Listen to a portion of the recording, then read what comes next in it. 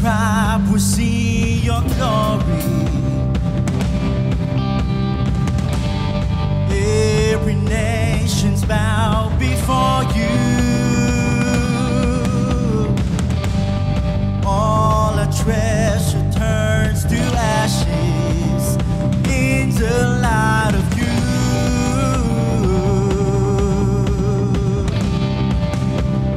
As we're singing, holy is the Lord Almighty. You alone are worthy, worthy of it all. Come on, say it. Every tribe will see your glory. Every nation's bow before you. All our treasure turn to ashes in the light of you.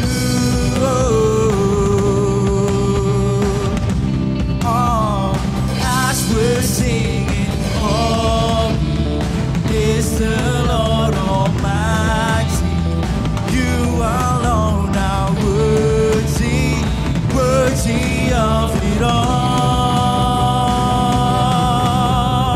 Praise and glory, honor and strength unto our God, unto our God. Matchless, endless, love unrestrained. This is our God. Every tribe sing praise and glory, honor and strength unto our God, unto our God. Matchless, endless, love unrestrained. This is our God. Every tribe sing, hey oh, hey oh, hey oh, ah. Hey oh, hey oh, hey oh, ah. Sing it out. Hey oh, hey oh, hey oh, ah. Sing it. Hey oh, hey oh, hey oh, ah. Every tribe will see your glory. Every nation bow. Say it. Every nation's bows before you.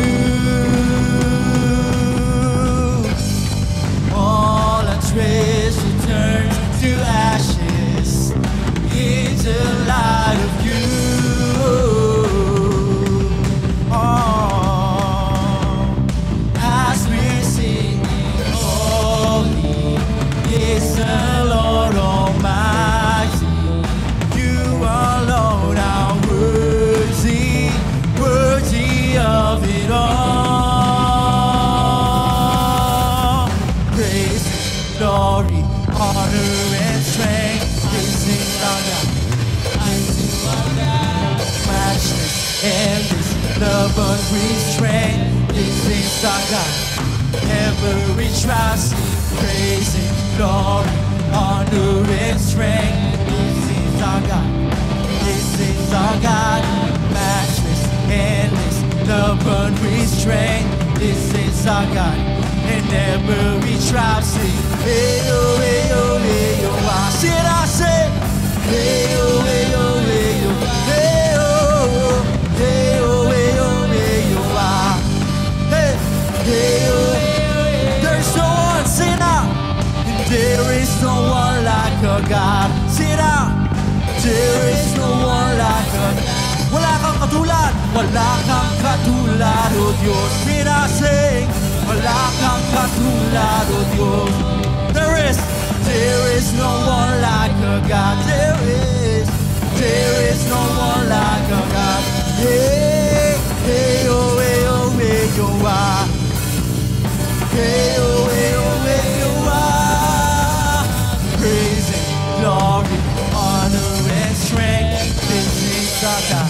This is our God. Matchless, endless, love unrestrained. This is our God. And every trial sing, praising, glory, honor, and strength. This is our God. Matchless, endless, love unrestrained. This is our God. Every trial sing, hey oh, hey oh, hey oh, ah. Hey oh, hey oh, hey oh, ah. Hey oh, hey oh, hey oh, ah. Hey oh, hey oh, hey oh, ah.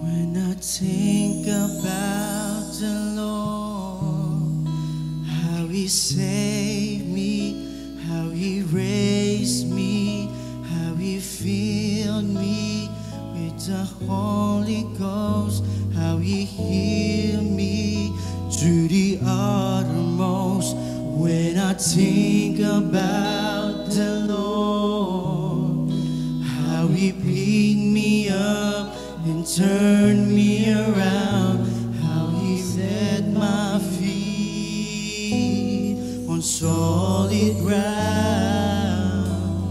It makes me wanna shout, hallelujah. Thank you, Jesus. Lord, you're worthy of all the glory and all the honor and all the praise. It makes me wanna shout, hallelujah. Thank you, Jesus. Lord, you're worthy of all the glory and all the honor and all the praise. Come on, sing again. When I think about the Lord, how He saved me, how He raised me, how He filled me with the Holy Ghost, how He healed me to the uttermost. When I think about the Lord, how He picked me up and turned me around, how He set my feet on solid ground. It makes me wanna shout, hallelujah. Thank you, Jesus.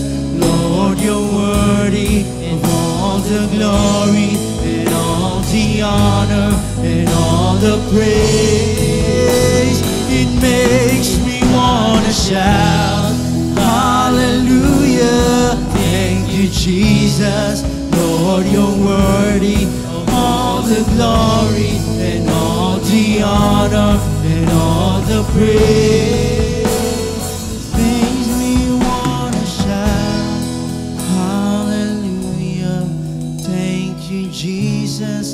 Lord, you're worthy of all the glory and all the honor and all the praise. And when I think about the Lord, how He saved me, how He raised me, how He filled me with the Holy Ghost, how He healed me to the uttermost.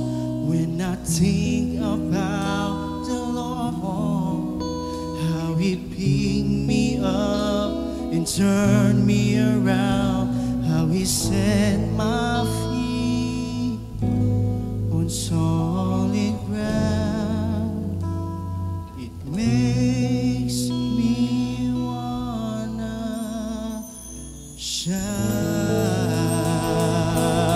Hallelujah, hallelujah, Jesus. Lord, you're worthy of all the glory and honor and praise. Amen.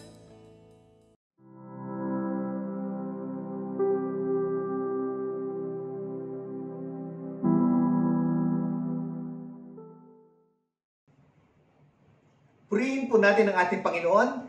Isang mapagpalang araw po sa ating lahat. Ang wika po ni Haring David sa kanyang aklat sa mga awit. Sa kabila ng mga unos ng buhay ay darating ang mga dakilang tagumpay. At ang pagdiriwang sa bayan ng Diyos, kailan may di mapipigilan. Tunay na may mga pagsubok, mga problema, mga suliranin po tayong pinagdaraanan. Ngunit ang katapatan ng Panginoon ay laging nariyan. Pagkakaloob niya sa atin at ibabalik niya ang tagumpay sa ating mga buhay. At malalagpasan natin ang lahat ng mga suliranin, mga problemang dinaraanan po natin. At ibabalik ng Diyos sa atin ang pagdiriwang bilang kanyang mga anak. At dahil po dito, patuloy tayong magsama-sama sa pagpupuri, sa pag-awit, sa pagsamba sa ating dakilang Diyos. Itaas natin ang kanyang pangalan at patuloy natin siyang dakilain po sa ating mga buhay. Purihin po natin ang Panginoon. Muli, isang mapagpalang araw po at sa lahat po ng kasama natin sa ating online worship service, sa ating pananambahang ito, welcome po kayo at patuloy naming dalangin na sama-sama tayong lumago sa ating pananampalataya, lumalim sa pagkakilala sa ating Panginoong Jesucristo at patuloy tayong maglingkod sa iba't ibang kaparaanan sa ating Panginoon sa ngayong mga panahong katulad po nito. Samantalang binubulay-bulay po natin ang kanya pong mga salita. At sa araw pong ito, ang ating pong teksto na pagbubulay-bulayan, kung may mga banalang sulatan po kayo, ay nasa 1 Thessalonians chapter 5 verses 23 to 24. Ang sabi po dito, sa English nais ko munang basahin, "Now may the Lord God of peace Himself sanctify you true and true. That is, separate you, make you pure and whole and undamaged, consecrated to Him." Ang sabi pa po dito, "And may your spirit and soul and body be kept complete and be found blameless at the coming of the Lord Jesus Christ. Faithful and absolutely trustworthy is He who is calling you to Himself for the salvation, and He will do it for you." Sa Tagalog po, nais kong basahin sa atin ang ibig sabihin nun. Sa 1 Thessalonians chapter 5 verse 23 to 24, "Pakabanalin nawa kayong patuloy ng ating Diyos na Siyang nagbibigay ng kapayapaan, at naway panatilihin niyang walang kapintasan ang inyong buong pagkatao, ang espiritu, ang kaluluwa, at ang katawan, hanggang sa pagbalik ng ating Panginoong Jesucristo. Tapat ang Diyos na tumawag sa inyo at gagawin niya ito sa inyo." At sa English po, mas maganda yung translation, "And He is faithful to complete it in you." Yan, purihin po natin ang Panginoon. At nung nakaraang linggo po ay pinag-usapan po natin ang kahulugan ng perfect, ng holiness, ng sanctification. Na word na perfect pala ay hindi ibig sabihin ay complete, tapos na. Hindi na kailangan ng development. Ang word na perfect pala from Greek word ay teleiotes. Naalala niyo po, pakiulit po natin, teleiotes. Ang ibig sabihin, Perfection is progressive stage of growth. Ito po pala ay stages of growth. Hindi po ito tapos na o complete na. Ito ay patuloy na paglago bilang mga mananampalataya. We are being transformed from glory and another stage of glory and another stage of another glory. Ibig sabihin, may mga stages po tayo na napagwawagian, napagtatagumpayan. Yung ibang translation ng Bible, yung word na perfect ay pinalitan na lang ng matured. Maturity. Ayan. Kaya po mas madaling maunawaan po ang kahulugan ng perfection.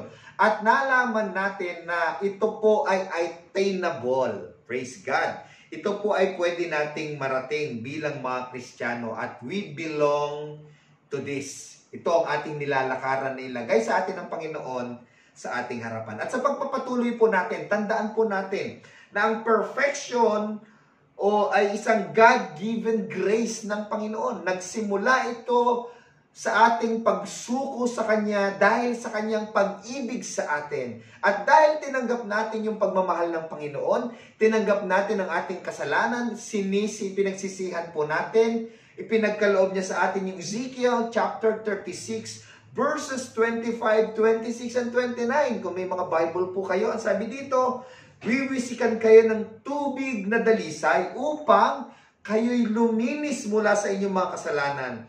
Bibigyan ko kayo ng bagong puso at bagong espiritu o diwa. Ang masuwayin ninyong puso ay gagawin kong pusong masunurin.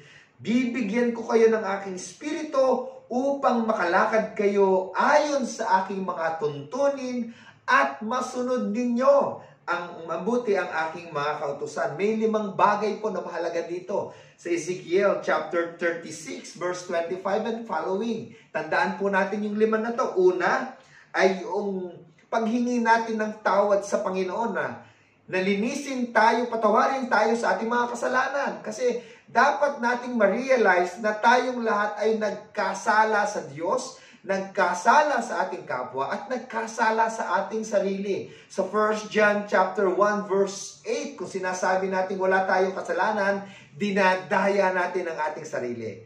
Sabi nga po, kung sinasabi mong wala kang kasalanan, yun ang pinakamalaki mong kasalanan. Kasi ang tanging paraan para malaman mong ikaw ay makasalanan, tanggapin mo na ikaw ay may kasalanan. At pag naranasan mo yon, sabi niya, lilinisin ko kayo mula sa inyong mga kasalanan.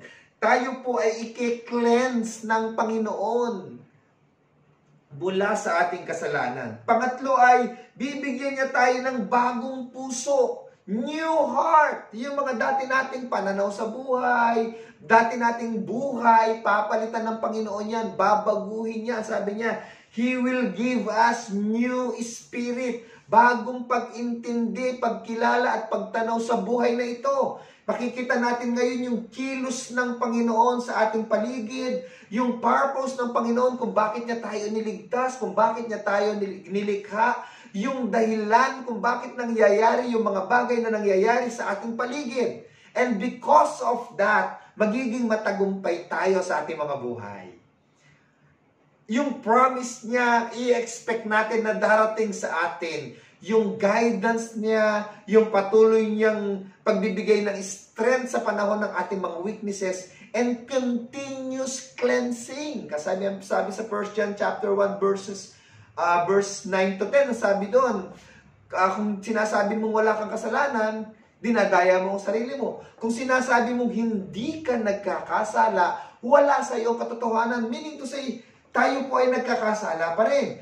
Pero sabi sa verse 10, kung ipapahayag natin ang ating kasalanan sa Diyos, He is much more willing to forgive us, cleanse us, para magpatuloy tayo sa buhay natin na kasama siya. And last, panglima, sabi niya, ibibigay niya sa atin yung kanyang espiritu. Naalala niyo Joel chapter 2 verse 28, I will pour out my spirit among all flesh. Ang sabi po niya, ibubuhos niya yung Holy Spirit sa buhay nating lahat.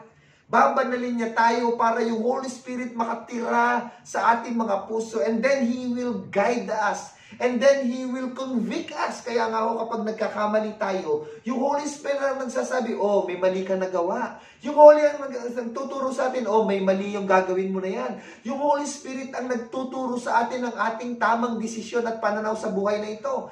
This Holy Spirit is a zeal in our heart upang makapagpatuloy tayo sa ating paglago, sa ating pananampalataya, sa ating pagiging sakdal sa harapan ng ating Panginoon. At sa pagpapatuloy po natin, purihin po natin ang Panginoon, sapagkat sa darating na linggo, tayo po ay, kung loloobin ng Diyos, mag-face to face sa ating pananambahan. Katulad po ng mga naunang paraan natin, may mga protocols po tayo. Kaya mamaya po, dapat panoorin ninyo ang announcement natin para makapaghanda tayo. Maihanda natin ang ating puso, ang ating espiritu, ang ating sarili sa pagsamba sa ating Panginoon sa ating bahay-sambahan, sa tahanan ng ating Diyos. Ayan po, kaya pakinggan po ninyo yung announcement mamaya.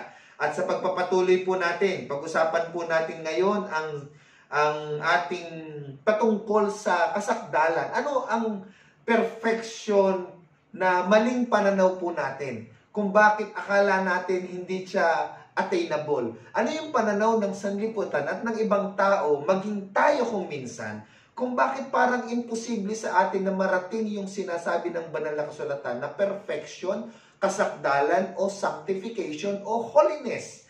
Tignan natin kung anong sinasabi ng ating leader, si John Wesley, at ng banal na kasulatan patungkol po dito. At sa pagpapatuloy po natin, inaanyayahan ko po kayong lahat na sama-sama tayong dumulog sa Panginoon sa pananalangin sa Kanya. Lumapit tayo upang lalo nating maunawaan ang Kanyang kalooban at magpatuloy tayo sa ating paglilingkod ng naaayon sa Kanyang gusto sa mundong ito. Tayo po ay yumuko at tayo ay manalangin sa Panginoon. Dakilang Diyos, aming Ama, maraming salamat pong muli. Pinupuri ka namin, sinasamba ka namin, Panginoon. Binigyan mo kami uli ng opportunity na sa pamamagitan ng technology, O Father, sa pamamagitan ng ganitong pamamaraan, makapanambahan kami sa iyo. Sila na nasa kanilang mga tahanan, patuloy mong kausapin ang kanilang mga puso, ang kanilang pananampalataya, Panginoon. Buklurin mo kami sa aming mga kalayuan ng direksyon, sa pagkakahiwa-hiwalay, sa iisang espiritu at diwa ng pagsamba. Na pinapaging isa mo kami, Panginoon. Binubuklod mo kami sa pamamagitan nito at pinalalago mo kami. Katagpuin kami ng banal mong Espiritu, Panginoon. Gamitin mo ang iyong lingkod upang ang iyong mga salita ay maihayag na may malinaw, nang may maayos at makaaabot sa puso ng lahat mong kasama, Panginoon, sa pagsambang ito. Sila na nasa kanilang mga tahanan at trabaho, Panginoon. Saan ba sila naroon? Kaugnayin mo po, Lord. Masumpungan po namin yung goodness mo, yung blessing mo, God, yung grace mo. Maranasan po namin lahat. At buong pagpapakumbaba sa lahat ng gagawin mo po sa amin. Ibabalik namin sa iyo, O Diyos, lahat ng papuri, lahat ng pasasalamat. Sa tanging pangalan ni Kristo Jesus, na aming Panginoon at aming tagapagligtas. Amen. Amen. Amen. Praise God. Purihin po natin ang Panginoon.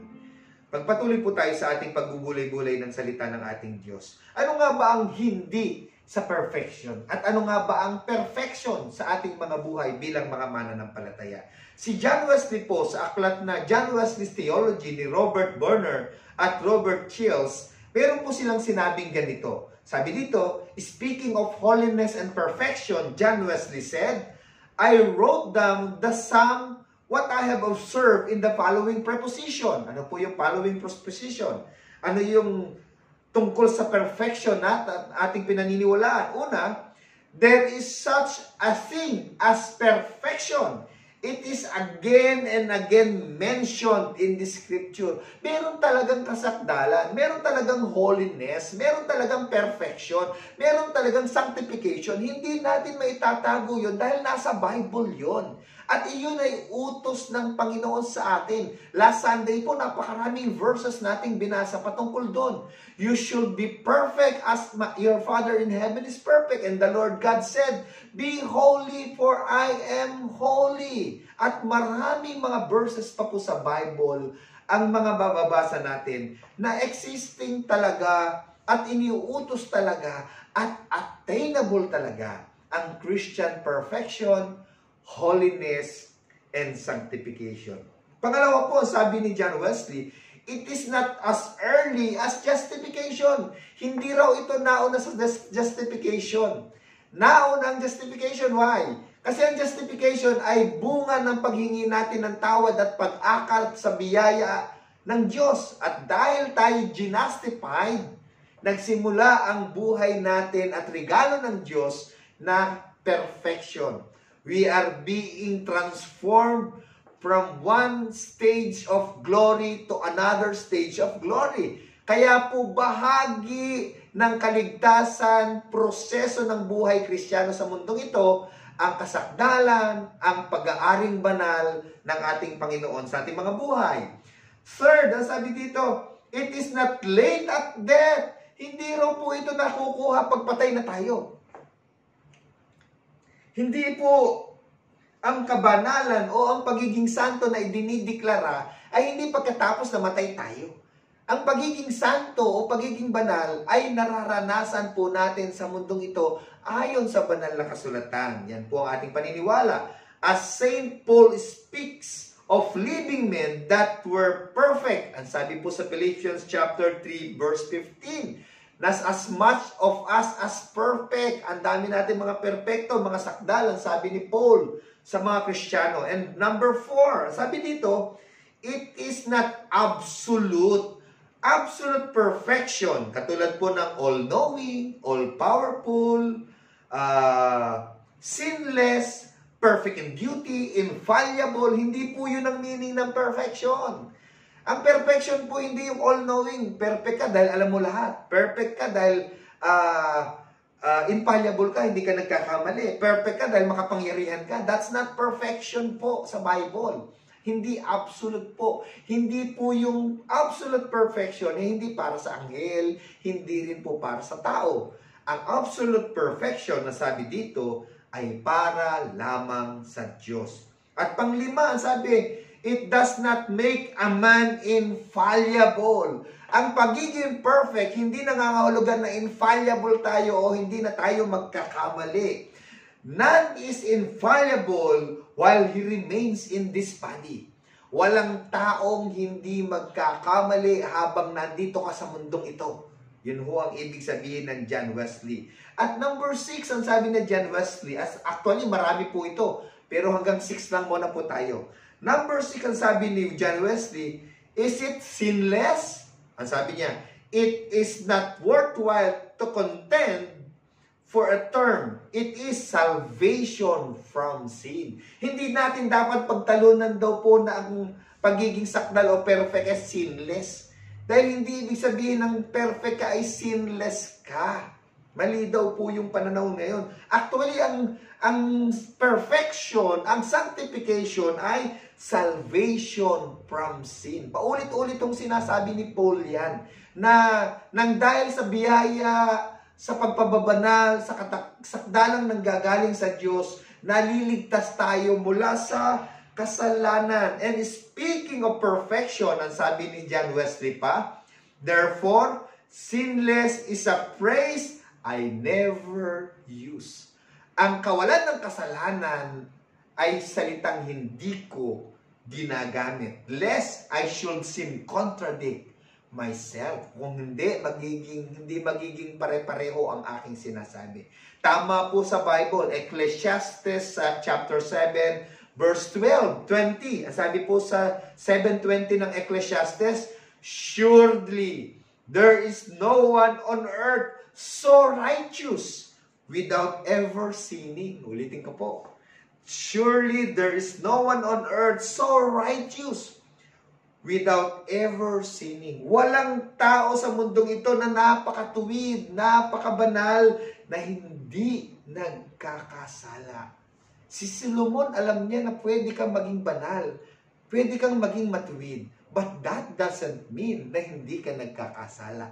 Lahat ng matuwid, lahat ng sinantified ng Panginoon ay nagkakasala. Therefore, hindi po kahulugan ng perfect ay hindi nagkakamali. Hindi kahulugan ng perfect o sakdal o holiness o sanctification ay hindi ka na magkakasala. Wrong po yun. Maling interpretation ng perfection, ng holiness, ng sanctification. That because po, natatandaan natin ang meaning sa Greek word po ng holiness o ng perfection ay progressive stage of growth. Maaring merong sa isang part ng ating buhay, hindi pa natin napagwawagian, hindi pa tayo nagtatagumpay. Pero dun sa dati nating buhay, na binago na ng Panginoon, na napalakas na natin, na pagtagumpayan natin yung weakness na yon, in that part, perfect na tayo. Another stage naman, ito naman ang babaguhin sa akin ng Panginoon. Bakit ba lagi ako magagalitin? Bakit laging masama ang aking isipan? Anong dapat kong gawin?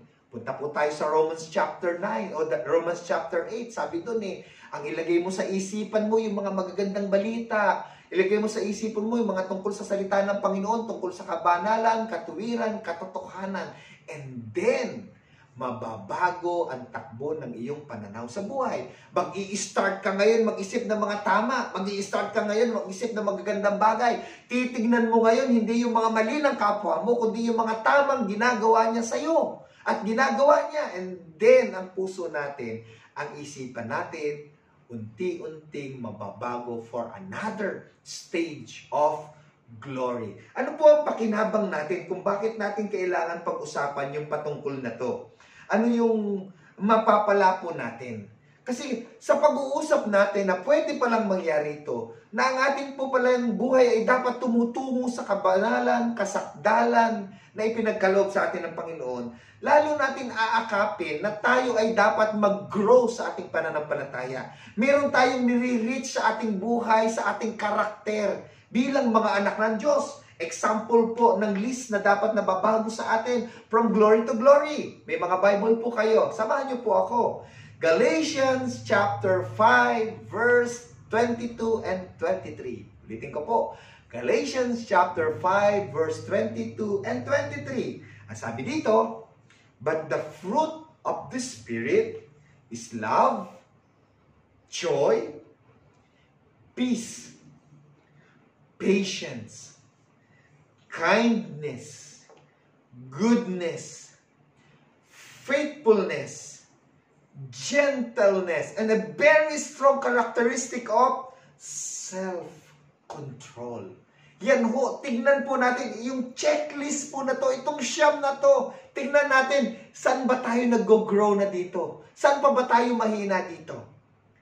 Yan yung ilapit natin sa Panginoon. Lord, tulungan mo akong mag-grow sa aking self-control. Lord, tulungan mo akong mag-grow sa aking gentleness. Lord, tulungan mo akong mag-grow sa aking peace kasi ang dami kong inaalala, nawawalan ako ng kapayapaan, hindi na ako makatulog. Lord, help me to grow in this. And then, the Lord will bless us and transform us from one glory to another glory and to another glory and to another glory. Yan ang kabutihan po na dapat nating malaman kung bakit dapat pag-aralan at akapin ang kahalagahan ng kasakdalang ipinagkakaloob ng Panginoon at sanctification and holiness. Ito po ay magdadala sa atin sa isang bagong buhay. Naalala ko po sa London, meron pong isang painter na naka-hotel po siya sa isang third floor na hotel. At sa bintana po, natanaw po niya ang isang nasa mga age 40s po na medyo payat na lalaki, nagusgusin, maduming-madumi, damit po niya ay punit-punit, isang namamalimos na nakaupo sa isang sulok. Ang ginawa po niya ay pinaint niya yung mukha ng lalaki at gumawa siya ng isang painting na napakaganda. Isang lalaki na napaka-formal, naka-Amerikana at diretsong-diretso ang tayo at napakalinis. Matapos po niyang i-paint, bumaba po siya, nilapitan niya yung beggar. Tapos humihingi ng tulong yung beggar, ang ibinigay niya yung painting niya. Nagulat siya yung beggar, sabi niya, is this how you look at me? Sabi niya, nagulat siya. Sabi niya, ang gwapo ko pala. Ang ganda ko palang lalaki pag nakatindig ako. Gwapo pala ako pag nag-shave ako at naghilamos at naligo. Guwapo pala ako pag ganito ang aking suot.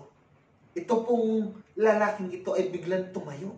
Sa pagiging hukot at mukhang napakababa ng tingin sa sarili, bigla ho niyang idiniretso ang kanyang katawan na para bang napaka-confidence. At pagtayo niya, sabi niya, "Sir, from now on, magiging ganito na ako sa aking buhay." Tapos dinala niya po yung painting at umalis sa harapan ng painter. After few years po, nagkita uli ho yung dalawa. Nagulat ho yung painter dahil hindi niya ho nakilala yung lalaki. Isang lalaking napakaganda ng kasuotan at napakagwapo, napakalinis at napakamaginoo.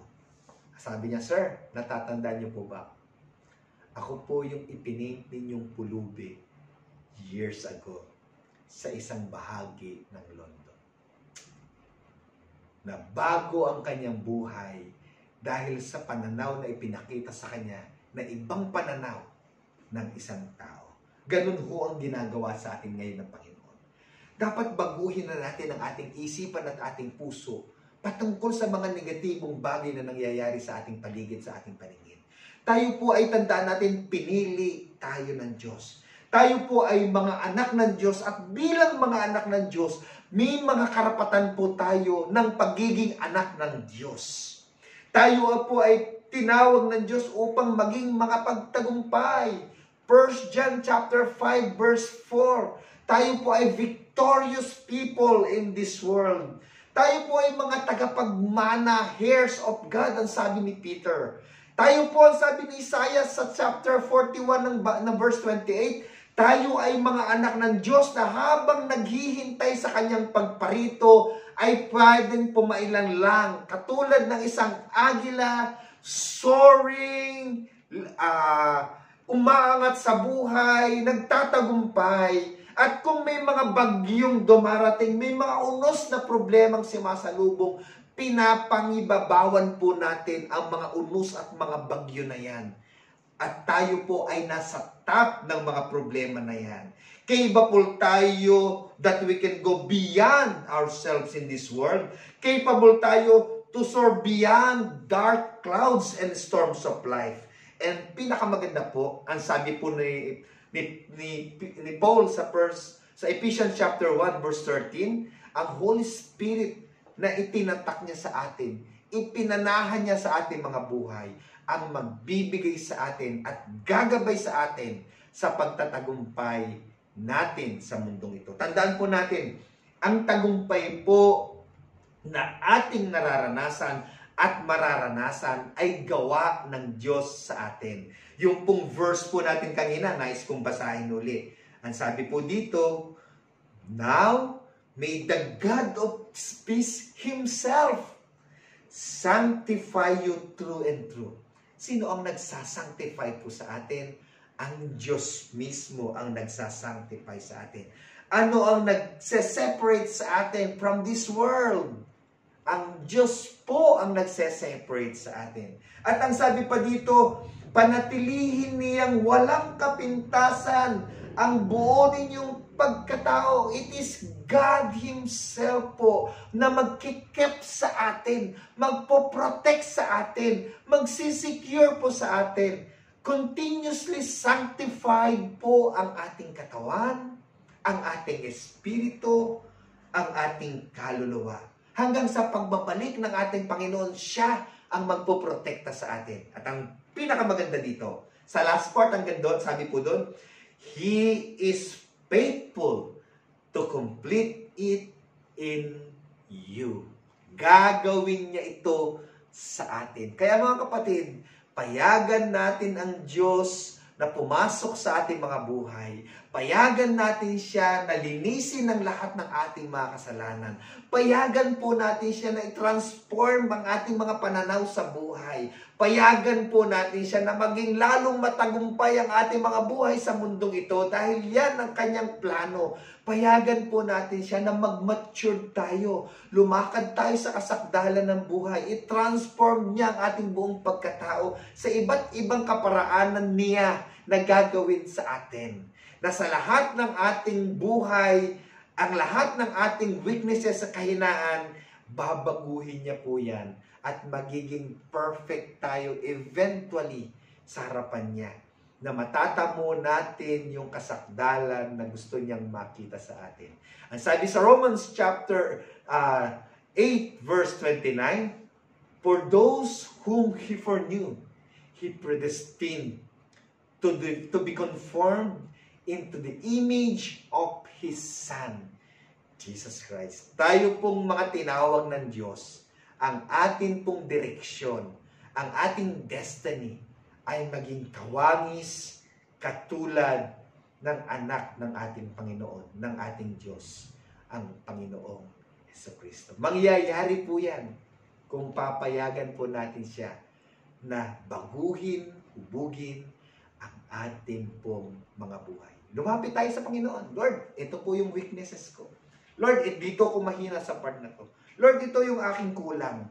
Panginoon, ito yung aking mga reasons kaya hindi ako makasunod sa iyo. Lord, ito yung aking mga problema sa buhay. I-surrender natin sa Panginoon yan.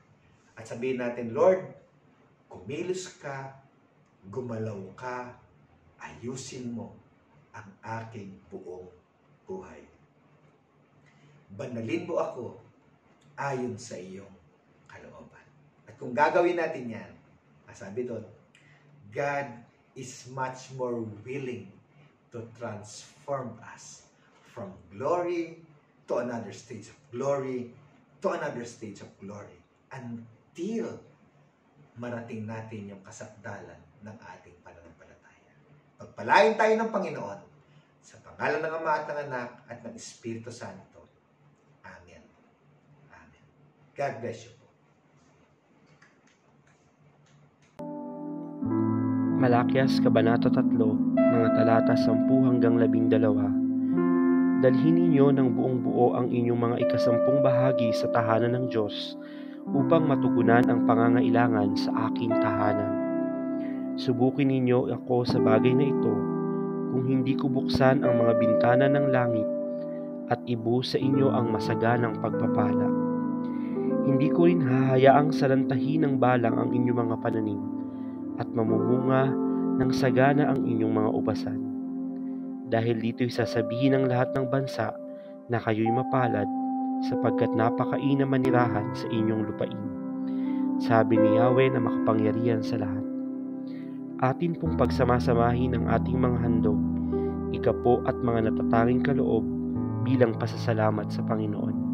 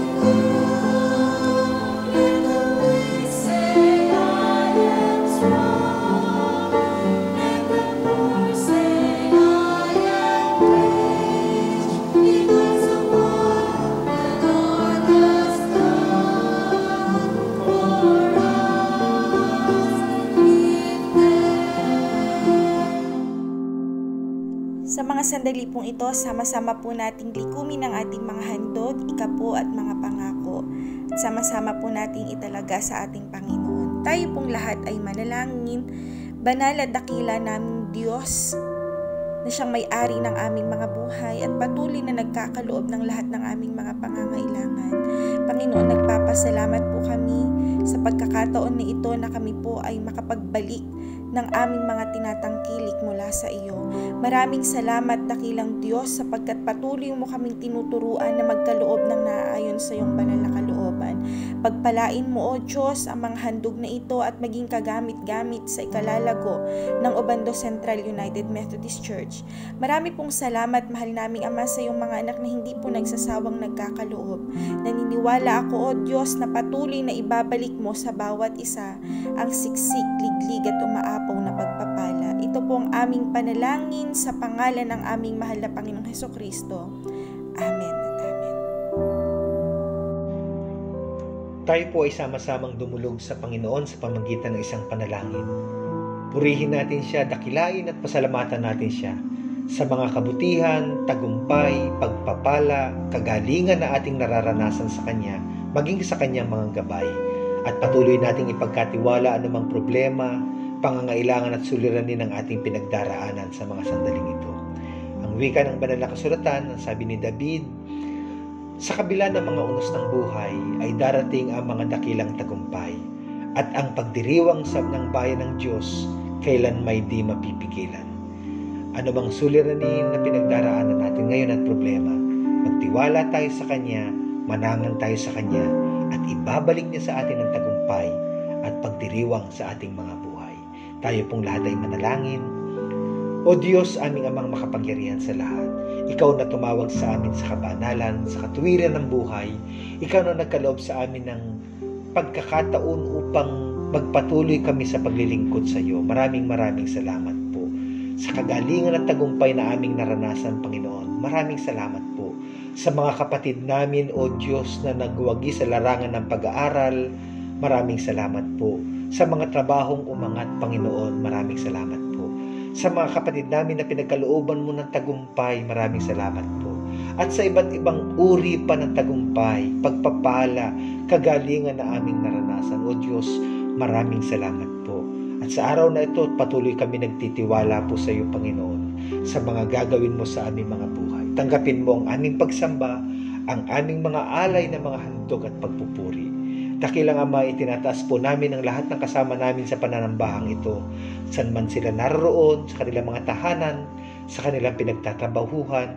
Gabayan mo sila at kausapin, Panginoon. Katagpuin mo po sila. Tanggapin mo ang kanilang hahain ng pagpupuri at pagpapasalamat. At kaugnayin mo ang iyong mga anak na dumadaan sa iba't ibang problema, suliranin at pagsubok. Ipadama mo ang iyong yakap at presensya sa kanila na hindi mo sila iniiwan at hindi mo po sila pinababayaan. Tinataas po namin sa iyo ang buong kapatiran ng Obando Central United Methodist Church at ang buong konseho ng iyong iglesia.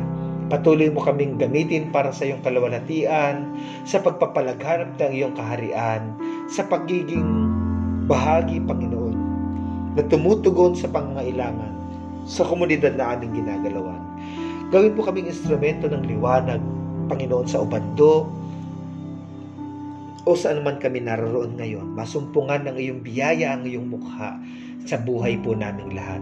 Pagpalain mo, Panginoon, ang buong konseho mo, lalo na po ang iyong tagapanguna, si Engineer Ray Sakdalan. Gamitin mo siya, Panginoon, inspire mo siya, gabayan mo siya, O Diyos, sa iyong kalooban upang masumpungan niya ang mga naisin mo po na dapat gawin ng iyong iglesia. Pagpalain mo ang buong konseho na nag-aalay ng kanilang panahon, talento, kayamanan upang mapaglingkuran ka sa ministeryong ito po.